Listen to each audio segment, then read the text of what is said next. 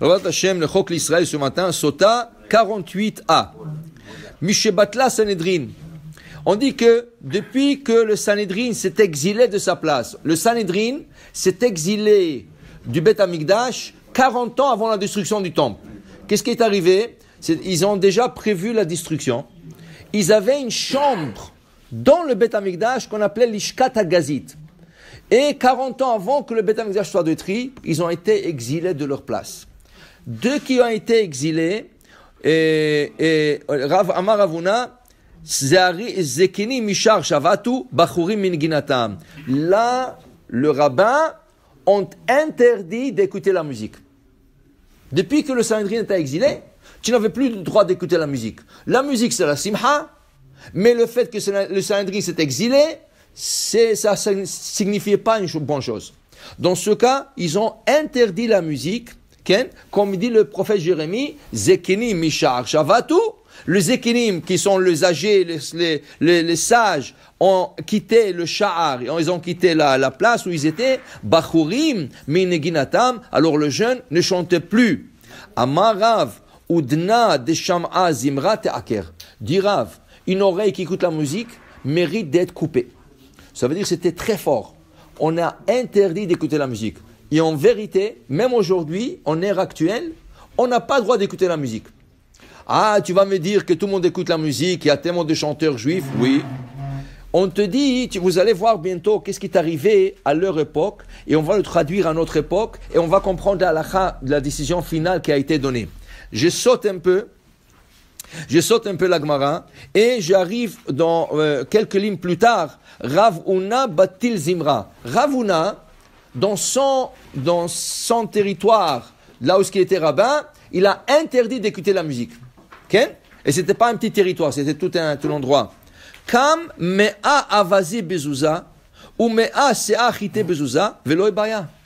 Tu pouvais acheter 100 canards pour $1, il n'y avait pas d'acheteur. Les gens ont perdu le goût de la vie. Okay? Ils n'avaient plus envie de faire des choses. Ils étaient tristes. Ils étaient désintéressés. Okay? Ils étudiaient, ils mangeaient, mais pas plus que ça. Alors le marchand lui disait, tiens, je te le vends 100 canards pour $1, pas d'acheteur. Et il y avait 100 sacs de blé, okay? Pour $1, pas d'acheteur. Les gens mangeaient un peu, rien que pour se nourrir, pour se maintenir, c'est tout. Il n'y avait pas envie de vivre. Atar Rav Chizda, il est venu rabbin après Rav Huna, qui s'appelait Rav Chizda, Zilzel. Alors lui, il n'a pas fait attention à ce décret, et les gens qui écoutaient la musique, il leur laissait faire, pas comme Rav Huna qui était juste avant lui, qui était très strict là-dessus, il laissait aucune personne écouter la musique. Rav Chizda, celui qui écoutait la musique, ok, yallah, pas de problème. Les gens ont commencé à écouter la musique, ils baillaient avaza bezouza velo mishtakach. Un canard à $1, tu ne trouvais pas. Avant, c'était 100 canards pour $1, il y avait en masse et personne ne voulait acheter. Maintenant, les gens commençaient à écouter la musique, un canard pour $1 et tu ne trouves pas le canard sur le marché. Tout le monde achetait, tout le monde mangeait. Et après, il dit ici que les gens ont repris le goût de la vie. Alors là, tu comprends. Le décisionnaire, quand a été posé la question, c'est écrit clair dans le Talmud que depuis la destruction du temple, depuis le Sanhedrin qui a été exilé, on n'écoute plus la musique. Comment ça se fait qu'on a le droit d'écouter la musique aujourd'hui? Justement, c'est comme cela que Gemara dit. Sinon, les gens n'auront plus envie de vivre. Et ça, tu parles l'époque avant la destruction. Imagine-toi maintenant qu'Am Israël est exilé, et il y a tellement de choses qu'Am Israël est en train de passer, encore plus que les gens vont perdre du tout le goût de vivre, de faire quelque chose. Et c'est pas bon. Parce que si tu n'as pas le goût, tu n'étudies pas bien, tu ne fais pas le mitzvot bien. Okay? Alors dans ce cas, on est obligé de laisser faire écouter la musique. Alors là, il ne faut pas abuser. Qu'est-ce que c'est abuser? On t'a permis d'écouter la musique, c'est interdit, mais on te l'a permis. Mais ne va pas écouter de musique goy. Ne va pas écouter des musiques qui sont pas de nôtres. Si tu veux écouter la musique, écoute le Tehillim, chant de Tehillim, écoute, des chanteurs juifs, mais des chanteurs juifs qui chantent la Kedusha. Alors regarde, il y a une différence entre la communauté Ashkenaz et Séfarade. Les Ashkenaz, les chanteurs juifs, ils chantent tous des passages de Tehillim. Ils prennent un verset de Tehillim, de psaumes, et ils chantent, ils composent là-dessus. Les Séfarades ont toujours composé leurs mots, mais basés sur la Torah. Okay? Mais ça, c'est des choses qui sont juives. Oui, tu peux écouter ça, tu peux entendre ça. C'est permis pour te donner, pour te remonter la morale, pour que tu puisses bien étudier, bien manger, bien travailler. Ça, c'est permis. Mais si tu écouter une musique goy, il n'y a aucune permission au monde qui va te permettre d'écouter la musique goy, parce que d'abord, les mots ne sont pas propres, les idées ne sont pas propres, rien bien. Et c'est interdit, alors quoi faire? C'est interdit. Si tu veux déjà utiliser la permission, utilise-la pour le bien. Dis la Gemara, Amar Rav Yosef. Dis Rav Yosef, Zamre Gavre ve'ane nashe peritzuta. Si les hommes et femmes sont à table, et les hommes chantent, et les femmes reprennent le chant après les hommes. Ça veut dire qu'au moment que les hommes chantent, les femmes aussi elles chantent avec les hommes. Ça va emmener à l'adultère. Il y a quelque chose qui va se passer. On n'a pas le droit d'avoir des hommes et des femmes chanter à table. Ça veut dire que Shabbat, tu as des invités, les hommes se mettent à chanter, les femmes n'ont pas le droit de chanter. Elles ont le droit que d'écouter. Maintenant, la Gemara dit comme ça. Ça, c'est les hommes ont chanté et les femmes ont suivi. Mais si Zamre Nashe, si les femmes ont commencé à chanter, Ve'ane Gavre, et les hommes les ont suivis, ça c'est pire qu'Aesh Bane Oret. Ça c'est comme du feu à côté de la paille.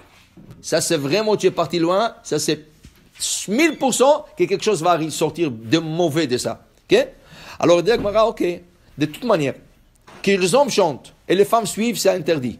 Que les femmes chantent et les hommes suivent, c'est interdit. Alors pourquoi c'est quoi la différence? Un, c'est comme le feu avec la paille. Non, il y a une différence. Le maï nafkamina. Nafkamina le votule hay mikame hay. On vient chez un rabbin, on lui dit, écoutez rabbin, il y a un problème dans la communauté, il y a des hommes qui chantent, des femmes qui suivent, ou vice versa, mais on ne peut pas les arrêter. Qu'est-ce qui est mieux de leur dire? De ne pas faire un de deux. Lequel de deux il faut annuler? Voilà. On a dit que les hommes chantent et les femmes suivent, c'est pas bon. Mais on a dit que quand les femmes chantent et les hommes suivent, c'est comme de la paille et le feu. Tu annules la deuxième partie. Tu laisses pas les femmes commencer à chanter et les hommes le suivent. Si tu n'as pas le choix, alors tu laisses les hommes chanter et même si les femmes suivent, essaye de les arrêter si possible, sinon tu leur laisses faire. Alors de là va être la source que quand on ne peut pas faire ni un, ça veut dire le deux, on a besoin de choisir un sur l'autre, alors on laisse. Par exemple, le Rav Frida raconte dans son livre que dans une ville, un rabbin a vu que les gens se rasent à la lame, avec la lame. Ils rasent la barbe avec une lame. Il a essayé de les arrêter. Il dit, écoute, c'est trop dur, papa. Il dit, écoutez, on va faire un compromis. Vous vous rasez avec une machine cachère, c'est pas toutes les machines à rasoir, c'est pas toutes les rasoirs qui sont cachères. Par exemple, le rasoir Lift and Cut ne sont pas cachères. Okay? Lift and Cut, c'est pas cachère. Il y a des rasoirs qui sont pas cachères, il y a des rasoirs cachères. Même le rasoir, il faut savoir. Mais il leur a dit comme ça, rasez-vous cachère et je vous donne la permission de vous raser pendant le Homer. On sait que pendant le Homer, le 34 jours pour le Séfarad, on ne se rase pas. Okay? Il leur a dit, le compromis va être, vous arrêtez de raser à la lame, je vous laisse raser le Homer. Il a réussi. S'il aurait dit, vous rasez plus à la lame, il n'aurait pas écouté. Mais au moins, il a trouvé, la moindre des choses pour arriver. Et tu comprends, à la fin, même quand tu arrives à Homer, il y a beaucoup de gens qui ne sont pas rasés.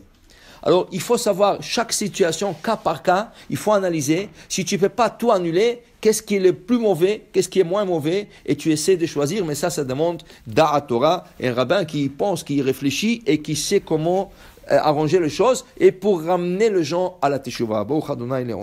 Amen ve Amen.